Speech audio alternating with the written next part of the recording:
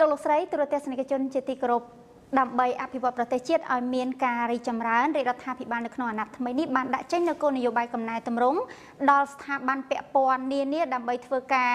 ឆ្លើយតបឲ្យបានសមស្របទៅនឹងគោលនយោបាយនេះដូចគ្នាផងដែរនៅក្រសួងពាណិជ្ជកម្មលោកអ្នកក៏បានដឹងផងដែរថាមានទូនាទីនឹងការងារជាច្រើនដែលក្រសួងត្រូវបំពេញដើម្បីបម្រើដល់ប្រយោជន៍ជាតិនិងប្រជាជនប៉ុន្តែមុននឹងឈានចូលទៅដល់ថាតើក្រសួងមានកំណែទម្រង់យ៉ាងដូចនេះនោះយើងក៏ចង់ដឹងផងដែរថាតើកន្លងមកក្រសួងធ្វើការងារអ្វីខ្លះដែលជាប្រយោជន៍ជាតិនិងប្រយោជន៍ប្រជាជននៅពេលនេះដែរលោកអ្នកនឹងជួបជាមួយឯកឧត្តមសុនចន្ទថុលទេសរដ្ឋមន្ត្រី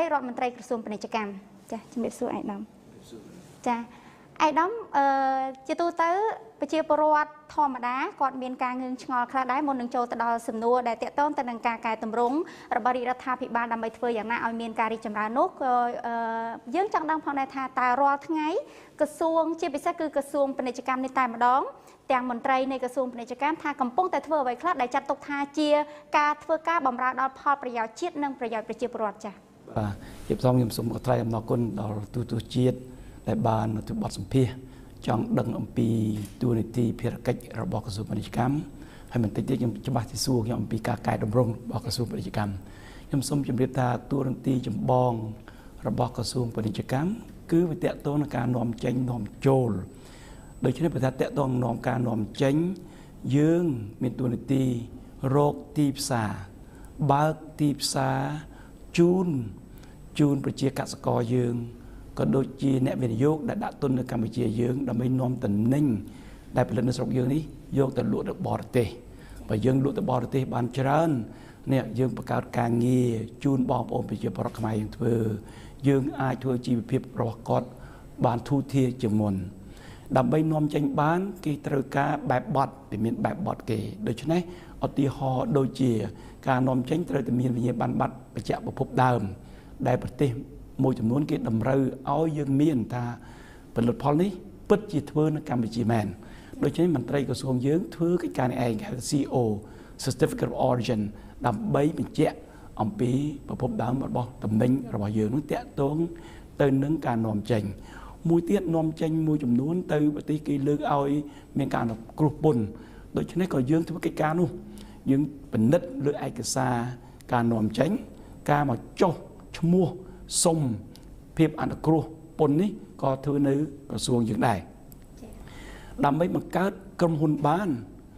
ដាក់ទុននៅកម្ពុជាត្រូវតែមកចុះឈ្មោះនៅក្រសួងពាណិជ្ជកម្មដូច្នេះយើងត្រូវចុះឈ្មោះជូនទៅអ្នកវិនិយោគក៏ដូចជាពាណិជ្ជករអាជីវករលក្ខណៈដែលគាត់មកចុះឈ្មោះបង្កើតក្រុមហ៊ុនទើបយើងអាចរកទទួលទានបាននៅកម្ពុជាយើងមួយទៀតគឺយើងត្រូវទៅការពារម៉ាករបស់គេកម្មសិទ្ធិបញ្ញាដូច្នេះយុគឋានយើងមានយុគឋានកម្មសិទ្ធិបញ្ញាមួយពិនិត្យគ្រប់ជ្រុងជ្រោយកុំឲ្យតែគេមានកម្មសិទ្ធិបញ្ញាគេយីហៅក្រុមហ៊ុនមួយហើយម៉ាកមួយហើយវាជន់ជាមួយគេការចុះបញ្ជីក៏ដូចគ្នាយើងត្រូវស្រាវជ្រាវកុំឲ្យឈ្មោះក្រុមហ៊ុនដូចគ្នាឬសម្លេងប្រហែលនឹងគ្នានេះយើងកិច្ចការមួយដែលយើងធ្វើជូនទៅអ្នកចុះឈ្មោះក៏ដូចជាអ្នកការពារម៉ាករបស់គាត់ពេលទំនិញនាំចេញក៏យើងមានយុគឋានមួយទៀតគឺយុគឋានកម្ម control ត្រូវពិនិត្យតើសម្ភារៈនាំចេញត្រឹមត្រូវឬអត់ទំនិញនាំចូលយើងក៏ត្រូវពិនិត្យលើគុណភាពម្ហូបអាហារណាម្ហូបអាហារខ្លះវាហួស delay ហួសពេលវេលាក៏យើងចុះទៅពិនិត្យទីផ្សារដើម្បីមើលតើហួសរយៈពេលប្រើប្រាស់នៅដើម្បីយកចេញតើរបស់របរគេប្រើប្រាស់ត្រឹមត្រូវគុណភាពត្រឹមត្រូវអត់នេះជាអង្គភាពមួយនៅក្នុងចំណុះរបស់ក្រសួងពាណិជ្ជកម្មមួយទៀតយើងមានក្រុមហ៊ុនរដ្ឋមួយឈ្មោះ Green Trade ដែលទទួលទិញនៅអង្គមកស្តុកទុកដើម្បីជាសុវត្ថិភាពស្បៀងរបស់ប្រទេសជាតិយើងជាមួយគ្នាក៏នាំអង្គទៅលក់នៅបរទេសដែរមួយទៀតយើងក៏ធ្វើការសហការជាមួយនឹងប្រទេសអាស៊ានយើងចរចាយើងប្រជុំជាមួយប្រទេសអាស៊ាន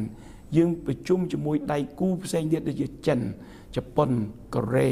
អូស្ត្រាលីញូហ្សេឡង់ឥណ្ឌាលក្ខណៈដូច្នេះយើងមានយុគឋានផ្សេងគ្នាធ្វើកិច្ចការនឹងយើងក៏មានយុគឋានដើម្បីបណ្ដុះបណ្ដាលមន្ត្រីរបស់យើង យើងសហការជាមួយនឹងសមាគមសហគមន៍លក្ខណៈដើម្បីអភិវឌ្ឍវិស័យឯកជននៅស្រុកយើងនេះឲ្យមានការរីកចម្រើនថែមទៀតក្នុងន័យតែមួយគឺបង្កើតការងារជូនបងប្អូនប្រជាពលរដ្ឋយើងមានទូនាទីបង្កើតច្បាប់ណាច្បាប់តាក់ទងនឹង e-commerce ឧទាហរណ៍ច្បាប់ការពារអ្នកប្រើប្រាស់លក្ខណៈដូចជាក្រសួងយើងធ្វើកិច្ចការដែលតាក់ទងអ្វីទាំងអស់តាក់ទងនឹងពាណិជ្ជកម្មការនាំចេញនាំចូលខ្ញុំអាចនិយាយក្រៅបញ្ញុឋានមួយមានទូនាទីរៀងខ្លួនបាទចាតកតងនឹងការងារដែលក្រសួងបានធ្វើរួចមកហើយដោយឯកឧត្តមបានមានប្រសាសន៍ចឹងចំណុចធំទី1នោះគឺស្វែងរកទីផ្សារហើយការពីពេលកន្លងទៅយើងក៏ធ្លាប់បានលើផងដែរតកតងទៅនឹងការលើកឡើងក៏ដូចជាការរិះគន់ពីមជ្ឈដ្ឋានមួយចំនួនតកតងនឹងការរកទីផ្សារនេះផងដែរដោយសារតែប្រជាពលរដ្ឋយើងមួយចំនួននៅពេលដែលគាត់ផលិតបានផលិតផលមួយចំនួនហើយមិនថាជាផលិតផលកសិកម្មអ្វីទេហើយគាត់មានការរិះគន់ថានៅពេលដែលគាត់ផលិតបានហើយប៉ុន្តែគាត់មិនអាចរកទីផ្សារបានតើតើនឹងបញ្ហានេះឯកឧត្តមឆ្លើយតបមិនដែរចា៎បាទការរកទីផ្សារនេះគឺថាប្រទេសទាំងអស់ក្នុងពិភពលោកក៏គេរកទីផ្សារដែរមិនមែនតែយើងកម្ពុជាយើងរកទីផ្សារទេយើងត្រូវតែប្រកួតប្រជែងជាមួយគេដើម្បីរកទីផ្សារហើយរកទីផ្សារលក់ផលិតផលបានលុះត្រាផលិតផលយើងនេះមានគុណភាពល្អមានតម្លៃសមរម្យទើបយើងអាចប្រកួតប្រជែងបានដូច្នេះដើម្បីជួយកាត់បន្ថយចំណាយក្នុងការធ្វើអាជីវកម្មនេះក្នុងការនាំចេញទំនិញនេះខ្ញុំសូមលើកអំពីការកែតម្រង់ស៊ីជម្រៅរបស់ក្រសួងពាណិជ្ជកម្មយើងបន្តិចព្រោះវាតាក់ទងនឹងការរកទីផ្សារនេះឯងនៅក្នុងអង្គប្រជុំគណៈរដ្ឋមន្ត្រីលើកទី1សម្ដេចអគ្គមហាសេនាបតីតេជោ ហ៊ុនសែនលោកមានប្រសាសន៍ណែនាំទៅគ្រប់ស្ថាប័នទាំងអស់ឲ្យឆ្លុះកញ្ចក់មើលខ្លួនឯងឲ្យមុជទឹកឲ្យដុសក្អែលហើយមានការព្យាបាលដូច្នេះខ្ញុំយកអនុសាសន៍ណែនាំរបស់សម្ដេចអគ្គមហាសេនាបតីតេជោ ហ៊ុនសែនយើងមកឆ្លុះកញ្ចក់មើលខ្លួនយើងអំពីនីតិវិធីដែលយើងធ្វើកិច្ចការដែលយើងធ្វើនៅក្រសួងយើងតើយើងដើរពីចំណុចកទៅចំណុចខនេះត្រូវប្រើពេលវេលាប្រមាណនាទីប្រមាណម៉ោងប្រើឯកសារអ្នកខ្លះអ្នកណាខ្លះចុះហត្ថលេខាឧទាហរណ៍បើយើងធ្វើដំណើរពីចំណុចកទៅចំណុចខត្រូវប្រើ30នាទីឧទាហរណ៍ខ្ញុំរកនីតិវិធីកាត់បន្ថយវាឲ្យនៅ15នាទីឬ10នាទីឧទាហរណ៍ណាអានេះគេហៅថា process mapping ខ្ញុំឲ្យនាយកដ្ឋានមួយពិនិត្យខ្លួនឯងអំពីនីតិវិធីដែលគាត់កំពុងធ្វើហើយលើកមកវិញដល់ការកែលម្អធ្វើយ៉ាងណាកាត់បន្ថយពេលវេលាធ្វើឯកសារនោះជូនទៅអ្នកវិនិយោគក៏ដូចជាអ្នកធ្វើអាជីវកម្មអ្នកពាណិជ្ជកម្មកាត់បន្ថយចំណាយរបស់គាត់នឹងទី1យើងធ្វើគេហៅថា process mapping ទី2ខ្ញុំចង់បានសំណូមពរការលើកឡើងអំពីបញ្ហាដែលផ្នែកឯកជនមានដូច្នេះខ្ញុំបានធ្វើវេទិកាសាធារណៈនៅខែ11ឆ្នាំ2013ឲ្យក្រុមហ៊ុនឯកជនឲ្យផ្នែកឯកជនចូលរួមលើកបញ្ហាទាំងអស់ដែលវិស័យឯកជនលោកមានក្នុងការនាំទំនិញចេញទៅបរទេសខ្ញុំស្ដាប់សភាពាណិជ្ជកម្មកម្ពុជាអំពីបញ្ហាដែលគាត់មានខ្ញុំជួបនឹងសមាគមអ្នកកាត់ដេរជួបជាមួយនឹងសមាគមអ្នកនាំអង្គចេញជួបជាមួយនឹងអ្នករត់ការធ្វើឯកសារដើម្បីស្ដាប់ពីគាត់ផ្ទាល់តែម្ដងតើគាត់មានបញ្ហាអ្វីខ្លះ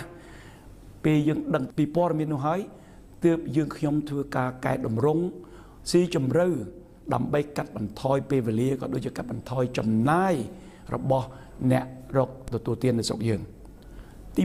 1ពេលខ្ញុំឮថាប្រទេសមួយចំនួនគេអត់ត្រូវឲ្យយើងចេញវិញ្ញាបនបត្របញ្ជាក់ប្រភពដើមតំណែងទេ CO នោះទេក៏ប៉ុន្តែយើងនៅតែតម្រូវឲ្យអ្នកនាំចេញនោះមកដាក់ពាក្យស្នើសុំ CO នោះយើងពិនិត្យមើលទៅក្នុងមួយខែមានប្រហែលជា 6000 CO ដែលនាំទៅប្រទេសមួយចំនួនដែលគេមិនត្រូវការ CO មួយមាន5សន្លឹក ដូច្នេះត្រូវតែចុះឲ្យថលេខាដោយថ្នាក់ដឹកនាំលើ5សន្លឹកគុណនឹង 6,000 គាត់ត្រូវចុះលេខាលើ 30,000 សន្លឹកហើយយើងត្រូវបោះឈ្មោះបោះត្រាឈ្មោះថ្នាក់ដឹកនាំនោះ 30,000 ទៀតយើងត្រូវបោះត្រាក្រសួង 30,000 ទៀតដល់យើងធ្វើហើយឯកសារនោះយកទៅធ្វើអីអ្នកនាំតំណែងចេញគាត់យកទៅបោះចោលយើងខ្ញុំនេះកោចោលដូចភ្នំអញ្ចឹងនៅក្រសួងពាណិជ្ជកម្មបាទខាត់ពេលវេលាខាត់អីទាំងអស់ពេលយើងលឺនេះខ្ញុំក៏បានស្នើសុំទៅសម្ដេចអគ្គមហាសេនាបតីតេជោ ហ៊ុនសែនដើម្បីលុបចោលនៅ CO ចេញទៅប្រទេសមួយចំនួនដែលមិនត្រូវការខ្ញុំសូមពេលវេលាសម្ដេចសូមគាត់សារសម្ដេចខ្ញុំសូមពេលវេលា1 ខែដើម្បីរៀបចំនីតិវិធីសម្ដេចលោកមានប្រសាសន៍អត់1 ខែទេស្អែកចុះសេចក្តីប្រកាសលុបចោលជាបន្ទាន់នេះគឺថាសម្ដេចលោកយល់ច្បាស់ណារឿងអីយើងធ្វើកិច្ចការដែលគេមិនឲ្យយើងធ្វើខាត់ពេលវេលាទាំងមន្ត្រីយើងខាត់ពេលវេលាដល់អ្នកនាំចេញទាំងពេលវេលាទាំងថវិកាដែលគេត្រូវតែចំណាយនឹងយើងលុបចោលហើយជាបន្ទាន់យើងបានលុបហើយនេះជាការកែតម្រង់មួយទី2យើងបានធ្វើប្រព័ន្ធបណ្ដោះអាសន្នសិនឲ្យអ្នកនាំចេញអាចផ្ញើព័ត៌មានតាមអ៊ីនធឺណិតមកឲ្យយើងក្នុងការធ្វើ CO ឬគាត់អាចយក thumb drive flash drive របស់គាត់មកក្រសួងយើងហើយយើងបោះពុំ CO បណ្ឌិតឲ្យជូនទៅគាត់វិញនេះជាវិធានការបណ្ដោះអាសន្នក៏ប៉ុន្តែយើងកំពុងតែចរចាជាមួយក្រុមហ៊ុនបរទេសមួយរៀបចំប្រព័ន្ធស្វ័យប្រវត្តិកម្មដើម្បីឲ្យអ្នកធ្វើ CO អ្នកនាំចេញនេះអាចធ្វើដោយខ្លួនឯងបានគាត់មិនបាច់មកក្រសួងទេតាមក្រុមហ៊ុននីមួយៗអាចផ្ដល់ព័ត៌មានតាមប្រព័ន្ធអ៊ីនធឺណិតមកយើងខ្ញុំទាំងអស់យើងខ្ញុំពិនិត្យតាមប្រព័ន្ធអ៊ីនធឺណិតហើយបញ្ជូនទៅវិញដូច្នេះ CO នេះគាត់អាចបោះពុំបានតាមរោងចក្រនីមួយៗសប្តាហ៍ថ្ងៃរោងចក្រនៅបាត់ដំបងរោងចក្រនៅក្រុងព្រះសីហនុទូទាំងប្រទេសគាត់មកក្រសួងយើងដើម្បីមករត់ការយកឯកសារនេះខាត់ពេលវេលាដូច្នេះថ្ងៃក្រោយមិនបាច់ទេគាត់ធ្វើនៅរោងចក្រគាត់ហើយយើងការបង់ពន្ធបង់តម្លៃសេវានេះដែលចូលទៅថវិកាជាតិគឺយើងអាចដកចេញពីធនាគារគាត់តែម្ដងចូលទៅធនាគាររបស់រាជរដ្ឋាភិបាលយើងពេលយើងធ្វើប្រព័ន្ធនេះបានយើងកាត់បន្ថយពេលវេលាយើងកាត់បន្ថយជំនួបរវាងមន្ត្រីនិងអ្នករត់ការមន្ត្រីនិងផ្នែកឯកជនពេលយើងកាត់បន្ថយចំនួនបានយើងអាចកាត់បន្ថយចំណាយក្រៅផ្លូវការបានអត់មានជួបមុខគ្នាទេបាទអញ្ចឹងធ្វើបានលឿននឹងតាក់ទងនឹង CO មួយទៀតផ្នែកឯកជនបានលើកឡើងថាពេលចុះឈ្មោះបញ្ជីក្រុមហ៊ុនគាត់ត្រូវតែរត់ទៅនាយកដ្ឋានកម្មសិទ្ធិបញ្ញាដើម្បីមើលឈ្មោះនិងមើលម៉ាកនឹងបានឬមិនបានប្រើបានមកហើយទើបមករត់មកនាយកដ្ឋានចុះបញ្ជីយើងខ្ញុំចាំបាច់ចូលគ្នាបង្កើតបញ្ចូលតែមួយកុំឲ្យក៏រត់ពីមួយទៅមួយយើងឲ្យមានច្រកចេញច្រកចូលតែមួយដើម្បីងាយស្រួលដល់អ្នករកទទួលទាននៅកម្ពុជាយើងហ្នឹងក៏យើងបានធ្វើដើម្បីនាំទំនិញទៅបរទេសយើងតម្រូវឲ្យអ្នកនាំចេញនេះមកចុះឈ្មោះជារៀងរាល់ឆ្នាំថាខ្ញុំនាំទំនិញលក់ទៅបរទេសខាតពេលវេលាគាត់យើងលុបចោលទៀតគឺថាចុះតែម្ដងបានហើយអត់មានចុះជារៀងរាល់ឆ្នាំទេនេះជាការកែតម្រង់មួយទៀតតាក់ទងនឹងការចុះឈ្មោះតាក់ទងនឹងការសុំឯកសារពាក់ព័ន្ធក្នុងការនាំចេញថែមទាំងទៀតយើងក៏បានកែរចនាសម្ព័ន្ធរបស់ក្រសួងយើងទាំងមូលតែម្ដងដើម្បីយើងត្រៀមខ្លួនរៀបចំចូលប្រកួតប្រជែងជាមួយនឹងបណ្ដាប្រទេសក្នុងតំបន់អាស៊ាននេះតែយើងទៅជាសមាជិកអាស៊ានសហគមន៍អាស៊ានឆ្នាំ2015នេះដូច្នេះយើងបានបង្កើតយុគដ្ឋានមួយចំនួនតាមតម្រូវការរបស់ប្រទេសជាតិយើង ឧទាហរណ៍យើងបានបង្កើតនាយកដ្ឋាន Asia Pacific ពីដើមយើងអត់មាននាយកដ្ឋានទេឥឡូវយើងបង្កើតនាយកដ្ឋានមួយដើម្បីធ្វើការតាក់ទងស្រាវជ្រាវឯកសារពាក់ព័ន្ធទាំងអស់ក្នុងការសហការរវាងអាស៊ានជាមួយនឹងប្រទេសនៅក្នុងតំបន់ Asia Pacific ជាពិសេសជាមួយចិនកូរ៉េជប៉ុនឥណ្ឌាអូស្ត្រាលីញូហ្សេឡង់នេះឯងជាដៃគូពាណិជ្ជកម្មដ៏សំខាន់របស់អាស៊ានជាដៃគូដ៏សំខាន់របស់ប្រទេសកម្ពុជាយើងបានបង្កើតនាយកដ្ឋានអឺរ៉ុបមជ្ឈិមបូព៌ាអាហ្វ្រិកដើម្បីយើងបើករកទីផ្សារនៅអាហ្វ្រិក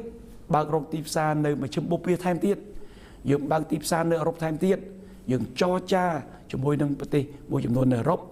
នៅមជ្ឈិមបូព៌ាក៏ដូចជានៅប្រទេសអាហ្វ្រិកយើងបើកបង្កើតនាយកដ្ឋានអាមេរិកដើម្បីជំរុញការនាំចេញទៅសហរដ្ឋអាមេរិកទៅកាណាដាទៅប្រេស៊ីលទៅមិចស៊ីកូលក្ខណៈអានេះយើងបានបង្កើតនាយកដ្ឋានថ្មី3ខាងតាក់ទងនឹងការនាំចេញតាក់ទងនឹងពាណិជ្ជកម្មក្រៅប្រទេសយើងបានលើកពីនាយកដ្ឋានជំរុញពាណិជ្ជកម្មឲ្យคล้ายទៅជាអគ្គនាយកដ្ឋានជំរុញពាណិជ្ជកម្មប្រធមណាស់ដើម្បីបើកទីផ្សារបានលុះត្រាតែអគ្គនាយកដ្ឋាននេះមានធនធានមនុស្សគ្រប់គ្រាន់ដើម្បីទៅធ្វើតាំងពិព័រណ៍នៅក្នុងស្រុកផងតាំងពិព័រណ៍នៅបរទេសផងចរចាបើកទីផ្សារថ្មីទៀតជូនអ្នកវិនិយោគក្នុងស្រុកក៏ដូចជាប្រជាកសិករយើងនេះជាអគ្គនាយកដ្ឋានថ្មីមួយយើងបានបង្កើតអគ្គនាយកដ្ឋានថ្មីមួយទៀតគឺអគ្គនាយកដ្ឋានសេវាពាណិជ្ជកម្មបាននិយាយថាអ្វីទាំងអស់ដែលយើងផ្ដល់ជូនផ្នែកឯកជនយើងដាក់នៅក្រោមដំបូល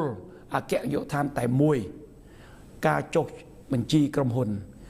ការផ្ដល់ការពិនិត្យមើលកម្មសិទ្ធិបញ្ញា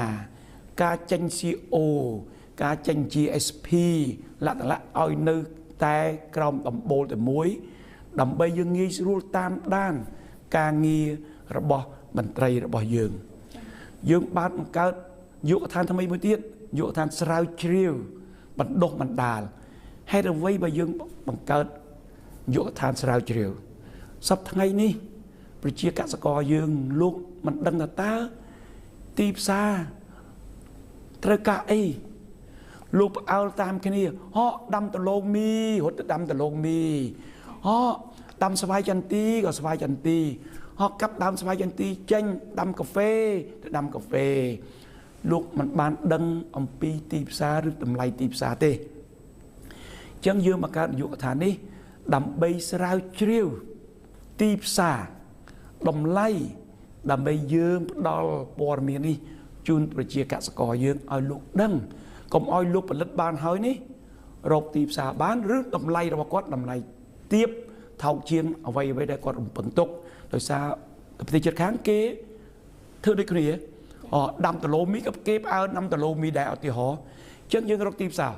វិញថាដលូមីវាអាចចុះថ្លៃឆ្នាំក្រោយអញ្ចឹងគួរបងប្អូនប្រជាពលរដ្ឋថា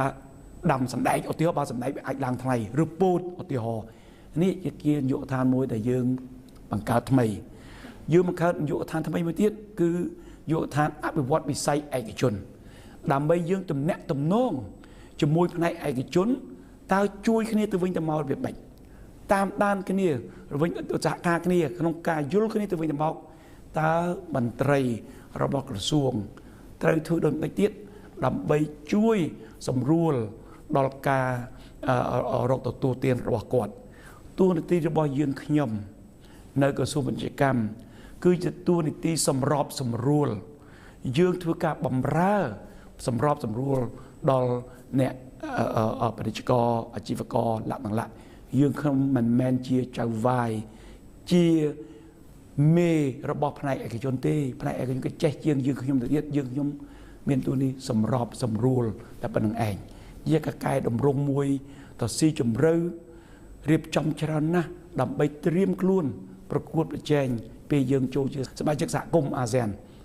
ឆ្នាំ2015បាទ ចាឯកឧត្តមតើតើជាមួយនឹងការកែតម្រង់យើងឃើញថាមានវិធានការវិធីសាស្ត្រហ្នឹងជាច្រើនហើយក៏បានអនុវត្តជាបន្តមកហើយតើតើជាមួយនឹងការកែតម្រង់មានការលើកឡើងថាការព្រួយបារម្ភចំពោះការកែតម្រង់ដែលអាចនឹងមិនទទួលបានជោគជ័យដោយសារតែបញ្ហាអំពើពុករលួយនៅក្នុងស្ថាប័ននីមួយៗតើឯកឧត្តមមានវិធីសាស្ត្រយ៉ាងណាដើម្បីបញ្ជាក់ថាឬក៏ប្រកាសបញ្ជាថានឹងមិនមានករណីពុករលួយនៅក្នុងស្ថាប័នឯកឧត្តមចា៎បាទខ្ញុំសូមជម្រាបថាអំពើពុករលួយយើងត្រូវតែហ៊ាននិយាយថាវាមានមិនត្រឹមតែក្រសួងពាណិជ្ជកម្មឬប្រទេសកម្ពុជាទេគឺមានទូទាំងពិភពលោកប៉ុន្តែយើងសួរថាបើយើងដឹងហើយយើងធ្វើអ្វីដើម្បីដោះស្រាយដើម្បីកាត់បន្ថយអំពើពុករលួយនោះឯងយើងមានច្បាប់រដ្ឋាភិបាលយើងបានដាក់ច្បាប់ស្នើទៅរដ្ឋសភាបានអនុម័តច្បាប់ប្រឆាំងអំពើពុករលួយយើងបានបង្កើតអង្គភាពប្រឆាំងអំពើពុករលួយដើម្បីតាមដានហើយកាត់បន្ថយអំពើពុករលួយនេះឯងច្បាប់តម្រូវឲ្យមន្ត្រីរដ្ឋមន្ត្រីរដ្ឋាភិបាលអនុរដ្ឋាភិបាលអគ្គនាយកលក្ខណៈត្រូវតែផ្ដល់ព័ត៌មានពីទ្រព្យសម្បត្តិរបស់ខ្លួនពេលមុនចូលកាន់តំណែងពេលកាន់តំណែងពេលចេញវិញហើយអង្គភាពប្រឆាំងអំពើពុករលួយលោកអាចបើកស្រុំសម្បត្តិនោះពេលណាក៏បានដែរដើម្បីតាមដានមើលឧទាហរណ៍បើយើងដាក់នៅក្នុងការយើងប្រកាសទ្រព្យសម្បត្តិយើងថាយើងមានឡាន2ឧទាហរណ៍ដល់យើងធ្វើការចាប់យើងមានឡាន10មាន5គេអាចសួរថាថវិកាដែលបានទិញឡាននោះមកពីណាបើយើងបញ្ជាក់បានថាអូខ្ញុំទិញបានដោយសារខ្ញុំមានដីម្ដុំដែលខ្ញុំបញ្ជាក់នឹងថានៅក្នុងស្រោមសម្បត្តិថាខ្ញុំមានដីម្ដុំលក់ដីនោះបានថ្លៃខ្ញុំទិញឡានអានេះយើងបញ្ជាក់បានប៉ុន្តែវាអត់មានការបញ្ជាក់គេត្រឹមត្រូវអាហ្នឹងគេមានច្បាប់ដំទាទោសយើងចឹងហ្នឹងញៀមពីច្បាប់ទី2ខ្ញុំសូមជម្រាបថានៅក្រសួងពាណិជ្ជកម្មក៏មានការឯកភាពពីក្រសួង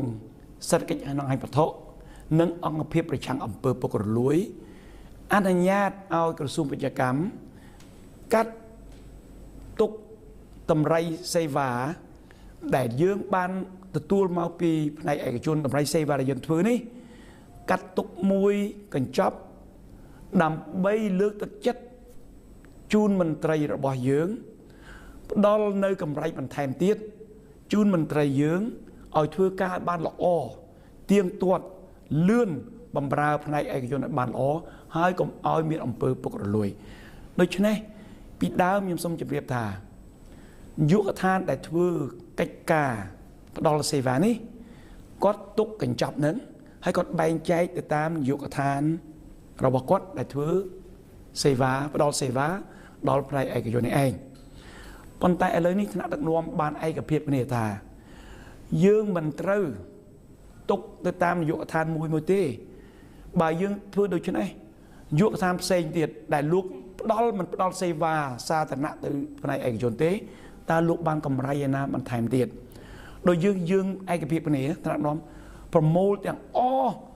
កម្រៃសេវាផ្ដល់ផ្នែកឯកជននេះយើងដាក់ចូលពាងកណ្ដាលមួយទាំងពេលយើងអានេះទុកពាងកណ្ដាលតម្រៃសេវាផ្លូវការទាំងយើងកាត់ទុកទៅតាមការឯកភាពរបស់អង្គភាពប្រឆាំងអំពើពុករលួយនិងក្រសួងសេដ្ឋកិច្ចហិរញ្ញវត្ថុហើយយើងយកទៅបែងចែកជូនមន្ត្រីទាំងនៅក្រសួងពាណិជ្ជកម្មរបស់យើងកុំឲ្យតែមានបានតែមន្ត្រីមួយចំនួនឲ្យមានបានទាំងអស់គ្នាជាការលើកទឹកចិត្តដល់មន្ត្រីយើងក៏ប៉ុន្តែមន្ត្រីរបស់យើងត្រូវតែមកធ្វើការឲ្យបានទៀងទាត់ដូច្នេះនៅក្រសួងពាណិជ្ជកម្មយើងពេលមន្ត្រីមកធ្វើការព្រលឹមឡើងគាត់ដាក់ scan មេដៃគាត់ដឹងថាម៉ោងនេះគាត់មកធ្វើការម៉ោងនេះគាត់ចេញទៅវិញថ្ងៃរសៀលមកទៅដាក់ទៀតចេញទៅវិញដាក់ទៀតទើបយើងបែងចែកការលើកប្រាក់កម្រៃលើកទឹកចិត្តនេះឯងគាត់មិនអាចមកធ្វើការដាច់ខែថាណាប្រាក់កម្រៃលើកទឹកចិត្តរបស់យើងដូច្នេះខ្ញុំយល់ឃើញថាមន្ត្រីរបស់ក្រសួងពាណិជ្ជកម្មយើងមានការរីករាយច្រើនអ្នកជាងមុនប្រសិនពីដើមគាត់មិនបានឬបានតិចតួចឥឡូវនេះយើងបានបែងចែកកម្រៃនេះអ្នកខ្លះបានទ្វេដងខ្លះបាន3ដងច្រើនជាងមុនក៏ប៉ុន្តែពេលជាមួយគ្នាក៏មានមន្ត្រីមួយចំនួនដែលគាត់ធ្លាប់តែបានច្រើនឥឡូវបានតិចជាងមុនដោយសារបែងចែក ក៏មិនសប្បាយចិត្តដែរដូច្នេះការកែតម្រង់នេះតែយើងកែតម្រង់ហើយវាមានអ្នកឈ្នះមានអ្នកចាញ់ប៉ុន្តែយើងធ្វើនេះឲ្យមានអ្នកឈ្នះឲ្យបានច្រើនជាបំផុតឲ្យ 80% 90% មន្ត្រីរបស់យើងសប្បាយចិត្តប៉ុន្តែ 10% មិនសប្បាយចិត្តខ្ញុំមិនអាចបំពេញចិត្តមន្ត្រី 100% បានទេអញ្ចឹងខ្ញុំក៏ចង់ឲ្យមន្ត្រីទាំងអស់នៅក្រសួងពាណិជ្ជកម្មលោកសប្បាយចិត្តរស់រៀនបានណាធ្វើការងារជូនជាតិមាតុភូមិរបស់យើងណាដើម្បីប្រទេសជាតិយើងកុំគិតប្រយោជន៍បុគ្គលដូច្នេះយើងខ្ញុំគឺថានៅក្រសួងពាណិជ្ជកម្មនេះខិតខំប្រឹងប្រែងកែតម្រង់នេះឲ្យបានជោគជ័យជូនប្រទេសជាតិមាតុភូមិជូនរដ្ឋាភិបាលបើក្រសួងបានជោគជ័យរដ្ឋាភិបាលនឹងទទួលការជោគជ័យបើរដ្ឋាភិបាលទទួលការជោគជ័យគឺប្រជារាស្ត្រខ្មែរទាំងមូលលោកទទួលនឹងការជោគជ័យជីវភាពរបស់គាត់នឹងមានការរីកចម្រើននឹងធូរធារជាងមុននេះហើយអ្វីដែលប្រមុខរដ្ឋាភិបាលចង់បានចាសូមអរគុណអេដាមតកតងជាមួយនឹងការកង្វល់ដែលតែងតែលើកឡើងថាតកតងនឹងបញ្ហាពុករលួយនៅក្នុងស្ថាប័ននីមួយៗអេដាមបានបញ្ជាក់ច្បាស់ហើយថា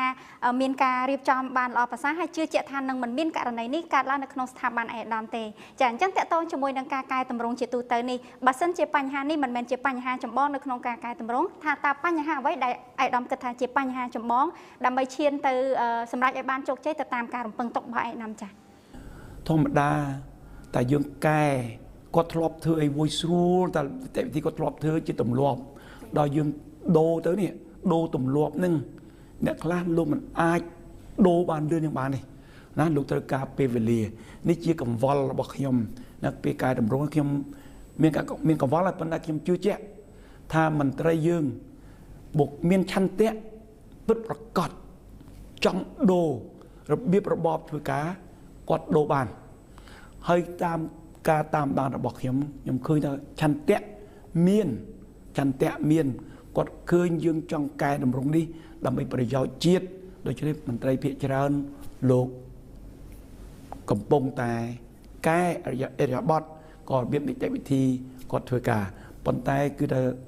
បញ្ហាគឺថាធនធានតែយើងទៅបណ្ដុះបណ្ដាលថែមទៀតដូច្នេះហើយបានយើងកំពុងតែរៀបចំវិជាឋានបណ្ដុះបណ្ដាលនេះយើងបានរៀបចំបណ្ដុះបណ្ដាលភាសាអង់គ្លេសនៅក្រសួងយើង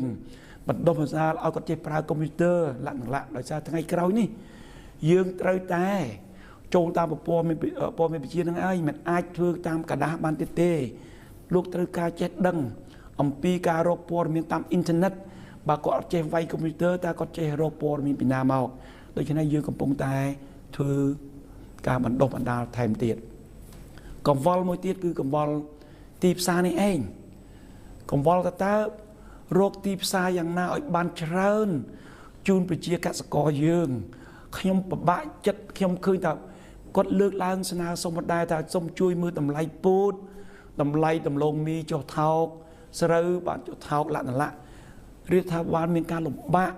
ពិបាកចិត្តណាស់ចង់ឲ្យតម្លៃវាខ្ពស់ប៉ុន្តែយើងប្រកួតប្រជែងជាមួយប្រទេសជិតខាងដែរវាអញ្ចឹងដូច្នេះយើងធ្វើម៉េចកាត់បន្ថយចំណាយនឹងឲ្យបានច្រើនបំផុតដើម្បីយើងប្រកួតប្រជែងជាមួយប្រទេសជិតខាងបានប្រកួតប្រជែងជាមួយនឹងក្រុមហ៊ុនផ្សេងនៅក្នុងតំបន់យើងផងដូច្នេះយើងធ្វើការឲ្យតាក់ទងនឹងអង្គរសំលើកបន្តិចអំពីអង្គររដ្ឋាភិបាលយើងមានគោលនយោបាយនាំអង្គរឲ្យបាន1លានតោនឆ្នាំ2015ឆ្នាំ2013កន្លងទៅនេះយើងនាំចេញបានជិត40,000,000 តោនឆ្នាំនេះរហូតដល់ខែ6គឺការនាំចេញខែ6